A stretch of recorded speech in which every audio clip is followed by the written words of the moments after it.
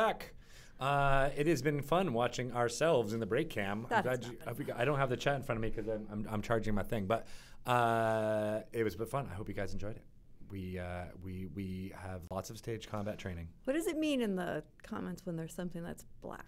Usually they're at somebody, so they're mentioning them like a Twitter at thing. Oh, they're talking to you? Correct. Oh, correct. What are they saying to you? I know the type's a little bit too small. We can't see it. That's why we're asking. Our old eyes. I'm sure that I'm staying behind, and then I'll come in and finish you guys off after Ryan softened you up. Ah, this makes sense. Yes. Good punches. All right, so we'll do our intro after we talk to Anna. Some time traveling here, but we want to call her because she's got a hard out at 5 p.m. Pacific time. Sometimes you got to make do. So we'll time travel with that one. So let's call her up. Let's call up Anna. Welcome back, you guys.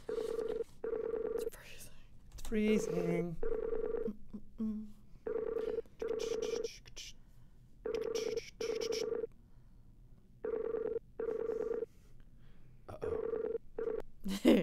Hello. Oh, there you are. Hey. Hey. With this, we're going to do this for 45 minutes. Just on a loop. Sounds like a perfect interview. How you doing? Really good. How are you? Good. It's Monday, even though it doesn't feel like it because we've been talking here for 2 hours. But yeah, it's Monday. It does feel like Monday to me. I had enough coffee, but I could use a lot more. Yes, all of the coffee and potentially a hiding place. I would like one of those. Just a small one. Ooh, and we just put your picture up to the left, or the stage left of us. Oh, it looks like she's talking right to us. It looks like you're talking at us, which is kind of amazing. That's my talent. If I turn when I'm not there, if I feel turn like I'm this talking way, to you. Am I facing her if I'm this way? Or this way? That way. No, this way. You had it. Yeah, there you go. That okay. way. That's the way. I like it. All right. Yeah. So, you guys are already warmed up. This is great. Totally. I know. Yeah, we're in the zone. We've been punched in the face a few times, hit with a chair. Nice. Yeah. Nice. I didn't know that this was WWE edition of Dragon Talk. Well, I was going to ask you about Glow because I saw that you were tweeting about Glow. I just finished it I've been last starting night. watching it. I just watched episode 10 last night. It's so good. Well, I think Bart watches episodes without me, and then I don't know what's happening, but you can kind of. Did you finish? Have you finished it yet? Yes. I love it. So good. All right, don't. They all I die won't at the spoil end. anything, but it's so good.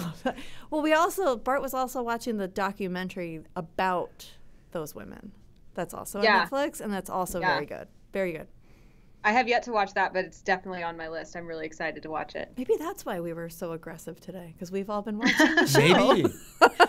It definitely does make me feel more like rough and tumble, to put it euphemistically. I walk in, I'm like, I want to body slam someone, want to scream. It's great. Yeah. It helps on a Monday. I don't want anyone to do that to me, but I want to do it. I want to do it to someone. I want to learn how to fall like that without really hurting myself, because I look at that and I just do not understand how I would not break all of my body. I don't know. I really don't know.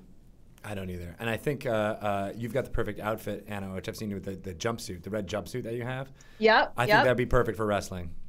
Yeah, it'd be really good. It was funny too. I don't know if, since you mentioned that I was into Glow, you probably saw my Twitter, and I was posting pictures of me in a Glow type outfit, and everyone was like, "Oh, that's so cool that you put together a Glow cosplay so quickly." And I was like, "Lol, I've had these photos for like 4 years. This is just my aesthetic." So yeah, multi-purpose. So I was ready. I was ready for Glow. That's amazing. So for Dragon Talk listeners, this is Anna Prosser Robinson. I feel like we just talked to you like 2 months ago on the podcast. Yeah, not long. Yeah. Right before we launched or announced Misclicks D&D Risen. That's right. Yes, and the Stream of Annihilation. And the Stream of Annihilation. Yeah. So what we didn't really get to talk, like debriefing a little bit from anybody. So what was it like from you being the host of the Stream of Annihilation? How did the weekend feel to you? Man, it's hard to talk about Stream of Annihilation without just geeking out. The word that I keep using is defining, because it was kind of my D&D journey is ongoing, and there are many things I kind of discover about the wonder of roleplay and about what it means to me over time. But I think the Stream of Annihilation was kind of a culmination of a lot of things, like having played with the Dice Camera Action crew for a little over a year by that point. And getting to hang out with some of them in person, and it being actually very close to the 4-year anniversary of the creation of Misclicks and our first Dungeons and Dragons show. and kind of being in an environment with so many people that I instantly had something in common with, which was that we loved Dungeons and Dragons and all wanted to play together and just make believe together and imagine together. It really, something broke through for me that weekend in terms of creativity that I had been just kind of waiting to, I don't know, to rush forth. And so it's been since then a lot of really cool inspiration has come forward. A lot of collaboration with a lot of those people has happened.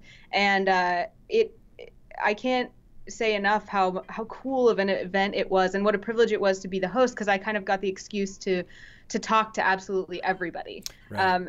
And all of us being kind of the half show people that love being on camera and half introverts that can't talk to a person one-on-one if a camera's not on, and having all of that kind of be forced on us was really, really cool. Yeah, I think there was a lot of that going on, because I think one of the most memorable quotes from Matt Mercer about the event was that it was the largest gathering of people with imposter syndrome in the world.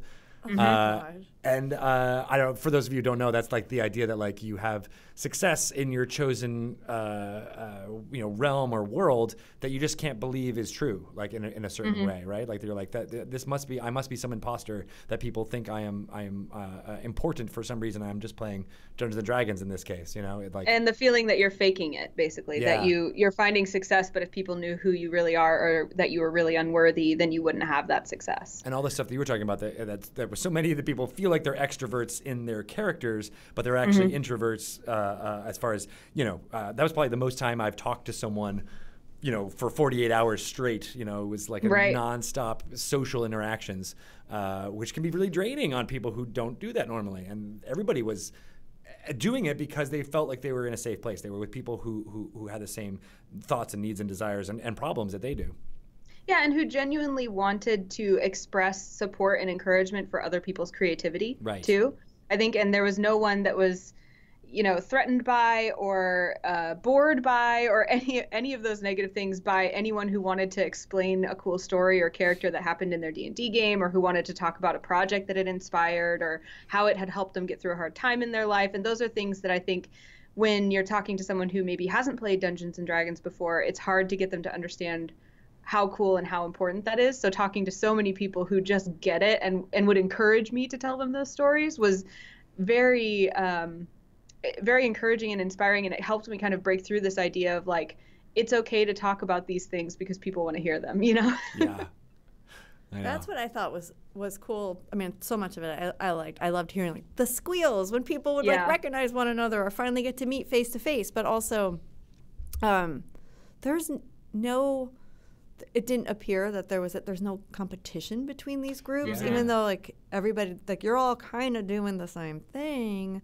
It wasn't like there's those Girl Scouts Glory group, No, like everybody was excited to meet each other and cross over and be on each other's streams and help promote one another, which is just I felt like that was kind of unique, and especially I think you're right.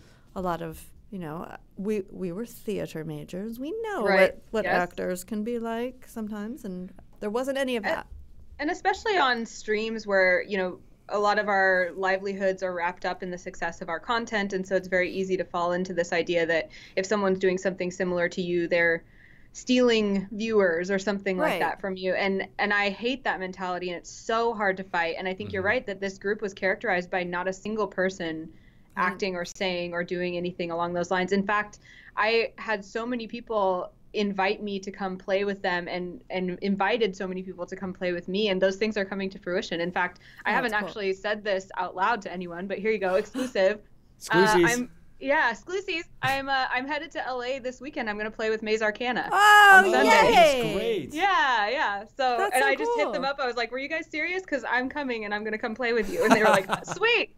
Oh, that's going to be great. You better be serious, because I'm going to hijack your stream if not. Hi, I'm here. Let's play. That is cool. That is awesome. Yeah, that was exactly the kind of stuff I wanted when I was putting together all these like disparate groups from all different worlds, from the UK, from Australia. Like, let's get people who wouldn't normally meet and who are kind of creating similar stuff, like to have that sharing and melding of minds. Yeah, and it's so and they did. They amazing were, to see it all happen. So supportive and so helping to promote each And other. I don't know if this is just because we started the conversation talking about Glow, but that's funny about Glow too, and that all the women, like, they're ostensibly supposed to hate each other and fight each other, and have these relationships that are contentious, right?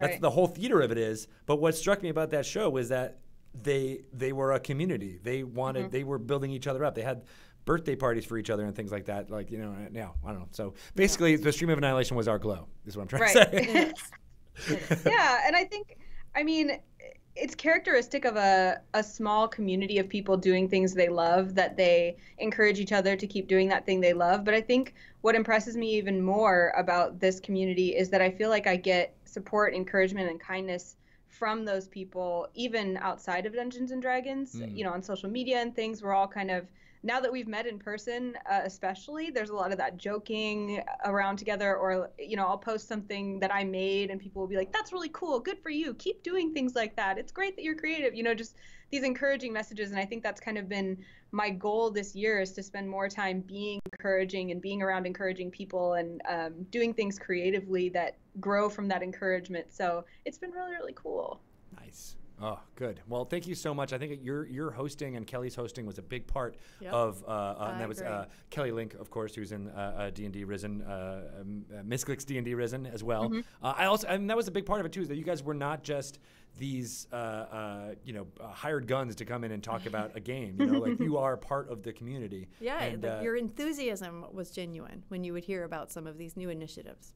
Yeah, that was really nice as a host, because I do a lot of hosting work, and generally I get really excited about what I'm hosting about, but there's always those times where I have to kind of, take a deep breath, get some energy, think about why this is exciting, and then go on. Whereas at the Stream of Annihilation, it was so easy because the whole time I was just geeked out and excited anyway, so I didn't need to manufacture any of it. Yeah, and even though we were exhausting you with that schedule of 2 days, it was still like, energy is still there because it was D&D. Yeah. I was talking to my coworker Brett, who's also on Risen, and she was like, I don't know where you got all that energy, because you went so hard that weekend. Because I would finish hosting and then I would go play some D&D until they kicked us out of the room, and then I would go out to a bar and hang out with people, and I did that every single day we were there.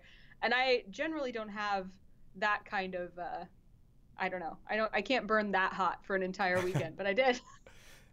Kudos to you, because I could not. I was like, this show is done. I'm going to get home and get safe so that I have at least a little bit. I'm not going to come to work for 4 days. I know. Just decompress. I know. Maybe it had to do with the nonstop social activity, but I mean.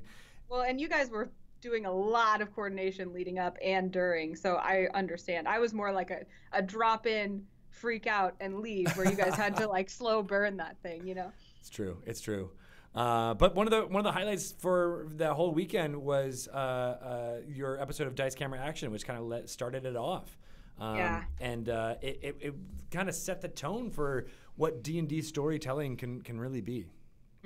That was a crazy cool episode. And I think if there is any moment that has marked the beginning of a new phase of Dice Camera Action, I think that episode was it. Because episodes 51 through now 54 have been, Dice Camera Action has always been amazing, but these have been elevated, I think, to a whole new level of drama and excitement and intensity. And so a lot of people actually I've seen on our little subreddit or on, comments or in chat, people saying that they've just started watching. Because I think the hype around a lot of these episodes has kind of spread. Yeah, it's almost become like this little mini series of episodes, this little arc that Chris has been putting together that has, you're right, just heightened the amount of emotional intensity, to say the word. So so for people who perhaps may not have seen either the Stream of Annihilation, can I set up a little bit what happened and how it's been played out over the last couple episodes? So spoilers or no is the question. Oh, that's a good question. I don't know. Talk about it as best you can without too spoilery-ishness. Okay. But I'll give you hintiness. Yes, that works. So in episode 51, it started out as, and this was the live episode at Stream of Annihilation, we had a guest player. It seemed pretty straightforward.